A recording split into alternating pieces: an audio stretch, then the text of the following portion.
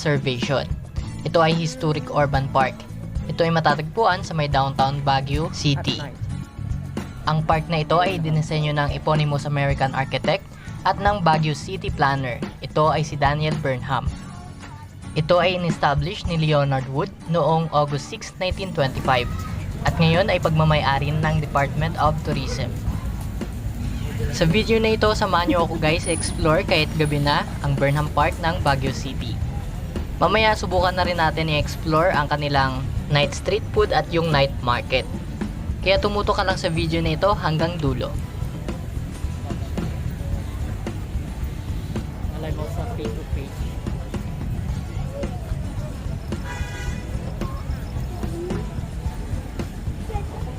Sa pagpasok sa Burnham Park, libre lang po ang entrance. Wala pong bayad. Pwede rin kayo dito mag-rent ng big boat for only 300 pesos, good for 6 or 7 packs. Kung gusto nyo naman na may guide, may additional po na 50 pesos.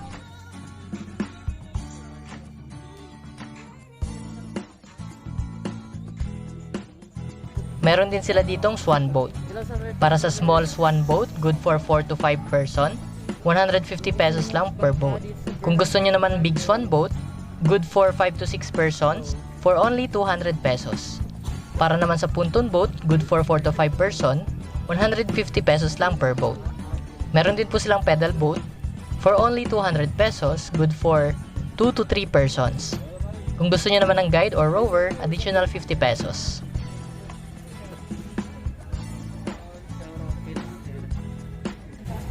Ito ang base sa ano, base of course. Ito may pagkakabit sa mga market.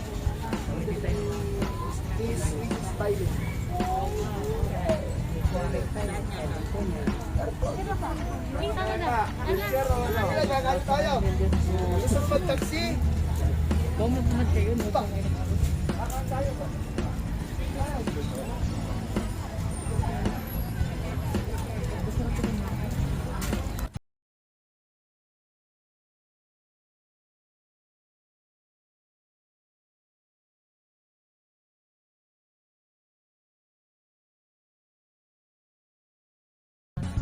Sa bandang kanan guys, may kita natin yung SM ng Baguio City.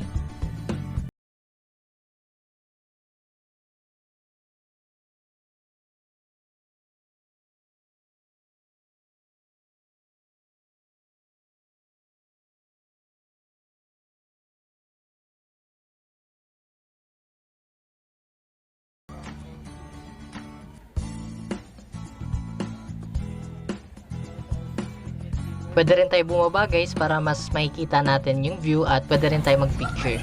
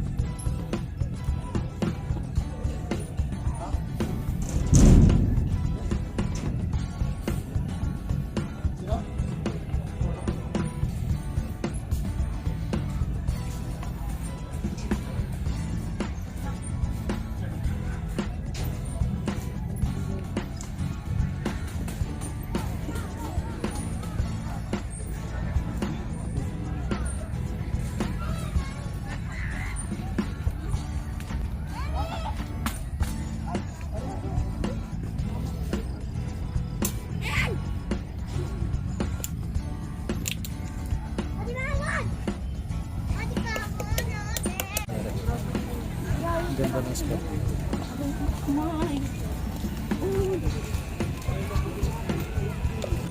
Pwede rin tayo mag-rent dito ng bike guys for only 50 pesos to 100 pesos.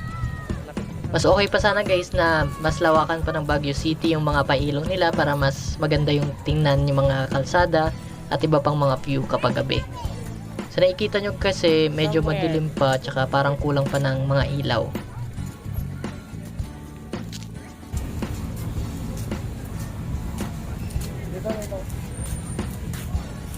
Presyo.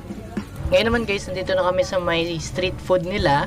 Bale open sila ng 9 PM. Bawal kami bumili ng 8 PM kasi nagpe-prepare sila tsaka dapat sabay sila sa pagbenta. Magsisimula sila ng 9 PM. Kaya kung nandito ka, mas okay na mag-start ka na magpa-reserve para eksaktong 9. Isi-serve na lang sa'yo yung mga binili mo. Kasi sa amin nung bumili pa kami tapos pumila, halos umabot kami ng ilang minuto para ma-serve sa amin yung mga pagkain kasi sobrang dami yung bumibili. Kaya mas okay na mas maaga pa mag-ikot-ikot ka na at alamin mo na kung ano yung gusto mong bilhin na pagkain para hindi rin masayang yung oras kasi marami ka pang mapupuntahan mamaya dito sa may night market. Bali ito itsura ng night market guys, bali hindi na ako nakapag-video dahil sobrang daming tao. Ganun din nagsisimula sila ng 9 PM at grabe yung mga paninda dito guys, sobrang mura at sobrang dami kang mapagpipilian. Kaya ganun na rin karami yung tao na bumibili.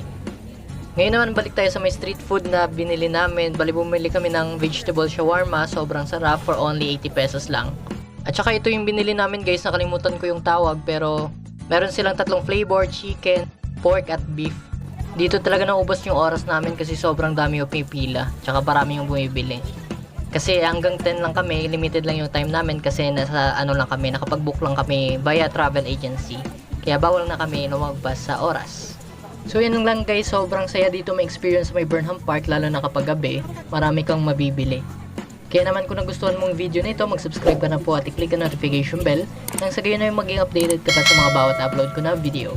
Kung nanonood ka naman gamit yung Facebook page ko, i-click mo na po yung follow, pwede ka rin mag-subscribe para ma-notify ka sa mga bawat upload ko na video. Sa next vlog naman, itutour ko naman kayo sa may Igorot Stone Kingdom ng Baguio City. Bali new tourist attraction ito guys. Tsaka sobrang ganda. Kaya naman hanggang dito na lamang yung vlog natin about sa may Burnham Park. Maraming salamat po sa inyong panonood.